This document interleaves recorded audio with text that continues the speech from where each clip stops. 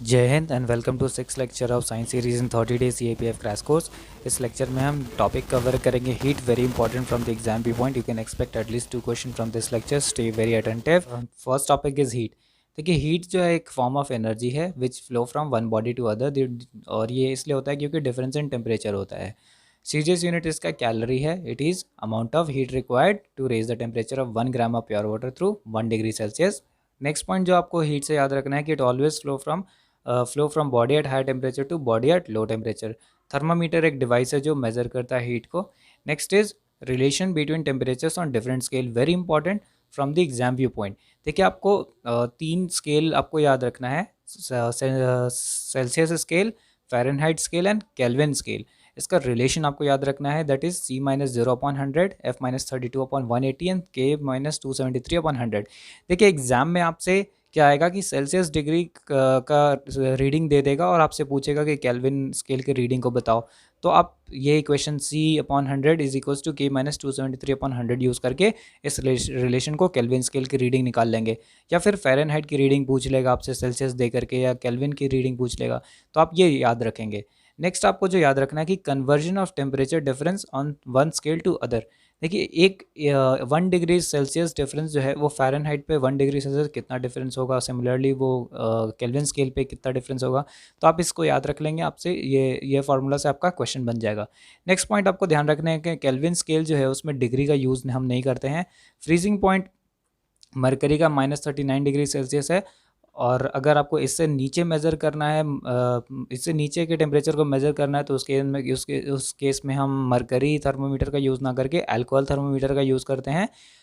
और freezing point alcohol का -115 degree Celsius है, that's why.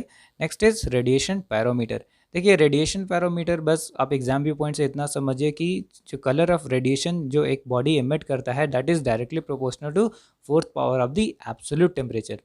Exam view point से आप इतना काफ़ी है। Next is specific heat capacity, very important. देखिए, स्पेसिफिक हीट कैपेसिटी जो है ये अमाउंट ऑफ हीट रिक्वायर्ड को मेजर करता है to raise the temperature of unit mass of substance through 1 degree Celsius. ऐसा यूनिट इसका जूल पर किलोग्राम केल्विन है। Next is molar heat capacity. देखिए, जैसे हमने बात की कि एक यूनिट मास के टेम्परेचर को हीट करने के लिए जो अमाउंट ऑफ हीट रिक्वायर्ड है, that is the specific heat capacity. Similarly, अगर 1 मोल ऑफ गैस को अगर हीट करना है, तो amount of heat required to change temperature by unit is molar heat capacity. Next is thermal expansion. देखिए, जब भी हम किसी बॉडी को हीट करते हैं तो उसका लेंथ या फिर सरफेस एरिया या वॉल्यूम इंक्रीज होता है। अगर अगर बॉडी का लीनियर एक्सपेंशन हो रहा है, लेंथ का एक्सपेंशन हो रहा है, तो हम उसको लीनियर एक्सपेंसिविटी बोलते हैं और इसको हम अल्फा से डिनोट करते हैं। अगर उसका superficial, that is surface area, अगर एक्सपैंड हो रहा है, तो उसको हम सुपरफिशियल एक्सपेंशन या सुपरफिशियल एक्सपेंसिविटी बोलते हैं और इसको हम बीटा से डिनोट करते हैं। अगर बॉडी का वॉल्यूम एक्सपेंशन हो रहा है, तो हम उसको क्यूबिकल एक्सपेंशन या क्यूबिकल एक्सपेंसिविटी बोलते हैं और इसको हम गामा सिंबल से डिनोट करते हैं। Next is very important, relation between alpha, beta and gamma in the ratio 1:2:3। देखिए, एग्जाम में आपसे 2 वैल्यू दे देगा और तीसरे को आपको निकालने को बोलेगा, तो आप ये रेशियो याद रखेंगे तो आपका सोल्यूशन आ जाएगा।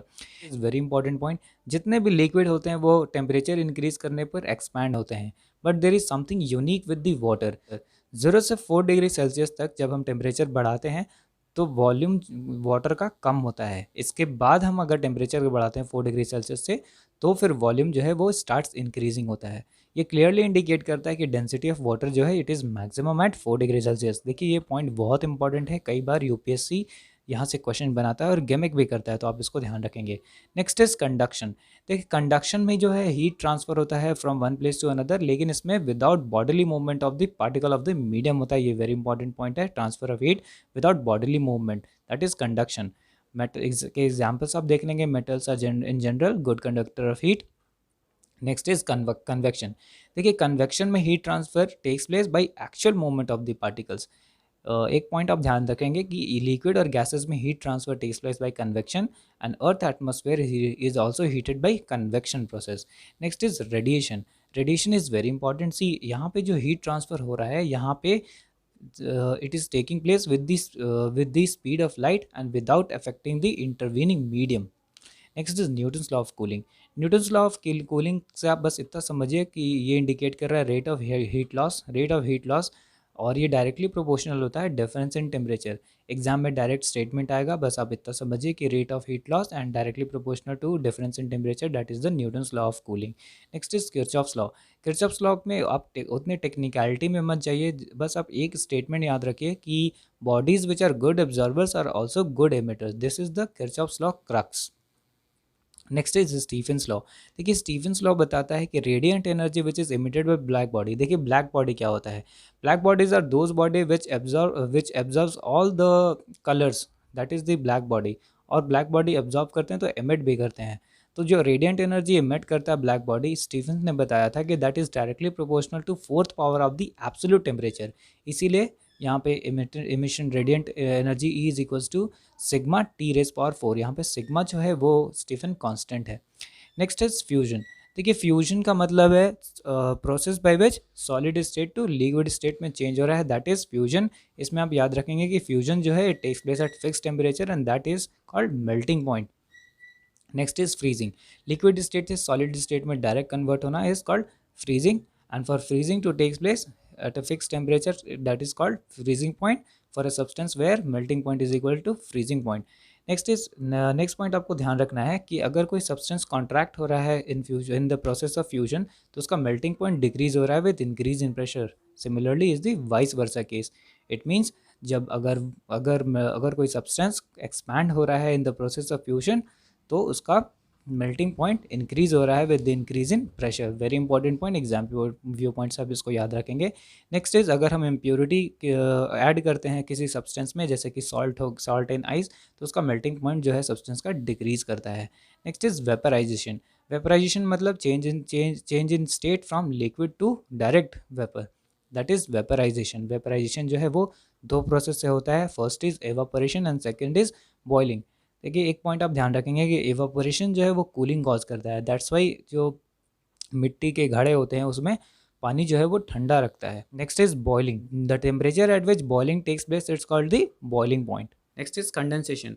देखिए सब्सटेंस जब वेपर स्टेट से लिक्विड स्टेट में चेंज होता है तो उस प्रोसेस को हम कंडेंसेशन बोलते हैं। दो पॉइंट कंडेंसेशन से आप याद रखेंगे कि boiling point of liquid increases with increase in pressure. जैसे जैसे प्रेशर बढ़ता है बॉइलिंग पॉइंट लिक्विड का इंक्रीज होता है, और हम इम्प्योरिटी को ऐड करते हैं तो भी बॉइलिंग पॉइंट लिक्विड का इंक्रीज होता है। इज रिलेटेंट हीट और हीट ऑफ ट्रांसफॉर्मेशन। ट्रांसफॉर्मेशन से आप समझिए कि amount of heat required to change the state of unit mass at constant temperature. जैसे कि मान लीजिए एक यूनिट ऑफ सॉलिड आइस है, उसको कन्वर्ट करने के लिए लिक्विड में कितना हीट रिक्वायर्ड होगा, that is the latent heat of transformation. Next ऐसा ही यूनिट लैटेंट हीट का is joule per kilogram. Next is latent heat of fusion से आप समझिए कि फ्यूज कर रहे हैं, that is the amount of energy required to convert 1 unit mass of solid state to liquid state at its melting point, that is the latent heat of fusion. Latent heat of vaporisation. Vaporisation से आप समझिए कि liquid state को हम vapour state में इसके boiling point से convert कर रहे हैं, और कितना अमाउंट ऑफ एनर्जी हीट चाहिए to change unit mass of substance. Next is sublimation. Very important point, conversion of solid directly into vapour. इसमें सॉलिड जो है वो लिक्विड में पहले नहीं कन्वर्ट होकर डायरेक्ट इसमें वेपर कन्वर्ट होता है। Sublimation takes place when boiling point is less than melting point. Very important point.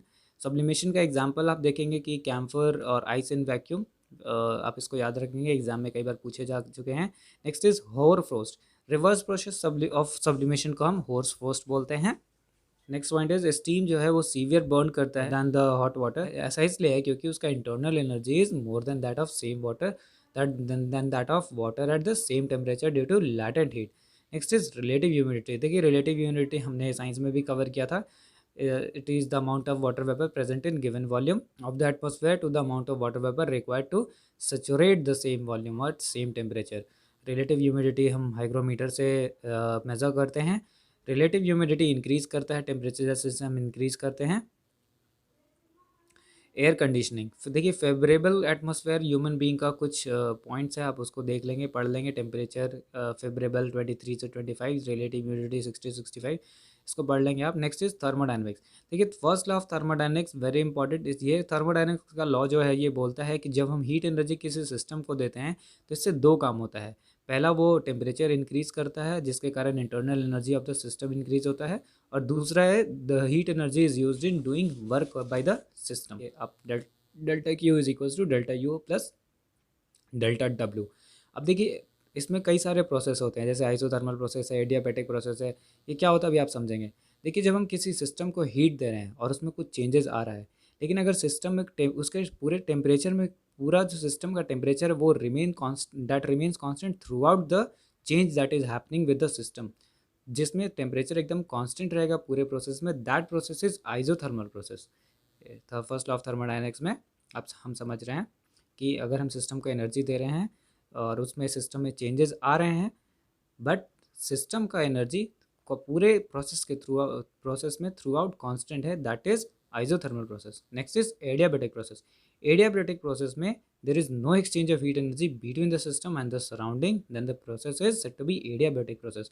इसका मतलब क्या है कि देखिए हम जब किसी सिस्टम में एनर्जी जब रिलीज़ करते हैं तो कई सारे एनर्जीज सराउंडिंग्स में भी चले जाते हैं, लेकिन एडियाबैटिक प्रोसेस में there is no exchange of heat energy between the system and surrounding, तो इसमें एडियाबैटिक प्रोसेस होता है। नेक्स्ट इज कार्बन डाइऑक्साइड अगर सडनली एक्सपैंड हो जाए तो it change into dry ice, और ये this is an example of adiabatic process.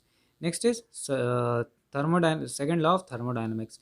देखिए सेकंड थर्मोडायनेमिक्स के सेकंड लॉ ऑफ थर्मोडायनेमिक्स को एक्सप्लेन करते हुए केल्विन ने स्टेटमेंट दिया था कि whole of the heat can never be converted into work. कुछ जो हमने पहले लॉ में पढ़ा था कि delta Q is equals to delta you plus delta W. Delta U यहाँ पे हीट टेम्परेचर को बढ़ा रहा है, delta W is the work. तो इसी पे केल्विन ने कहा था सेकंड लॉ ऑफ को एक्सप्लेन करते हुए कि कभी भी जब हम सिस्टम को हीट देते हैं तो सारा ही जो हीट है वो वर्क डन में काम नहीं आता है, उसमें कुछ जो है वो वेस्ट हो जाता है। सेल्सियस ने वैसे ही स्टेटमेंट दिया था, आप पढ़ लीजिएगा। हीट इंजन नेक्स्ट है कि heat engine is a device which converts heat energy into mechanical energy. Next is Carnot theorem. देखिए कार्नट थ्योरम, बस आप ज़्यादा टेक्निकलिटी में मत जाइए। कार्नट थ्योरम से बस आप इतना चीज़ याद रखिए, कार्नट प्रिंसिपल पे जो इंजन बनता है उसकी एफिशिएंसी मैक्सिमम होती है, और उसका जब आप ग्राफ देखेंगे तो ये इनक्लोज रोम्बस या बर्फ़ी के शेप में होता है। अब ज़्यादा टेक्निकलिटी में मत जाइए एग्जाम व्यू पॉइंट से, बस आप इतना समझिए कि कार्नट थ्योरम पे जो भी इंजन बनते हैं, सेकंड लॉ ऑफ थर्मोडायनेमिक्स को हम एक्सप्लेन कर रहे हैं, कार्नट थ्योरम में जो भी इंजन बनते हैं उसकी एफिशिएंसी मैक्सिमम होती है, उसमें हीट लॉस बहुत कम होता है। बस आप इतना समझ लीजिए कार्नट सिस्टम से। अगर आपसे एग्जाम में क्वेश्चन आया मैक्सिमम एफिशिएंसी, तो आप कार्नट थ्योरम को टेक करेंगे। Next important point is no heat engine operating between two given temperature will have more efficiency than a reversible heat engine operating between the same two temperature. देखिए ये Carnot theorem को explain कर रहा है, आप simple भाषा में मैंने आपको समझा दिया था।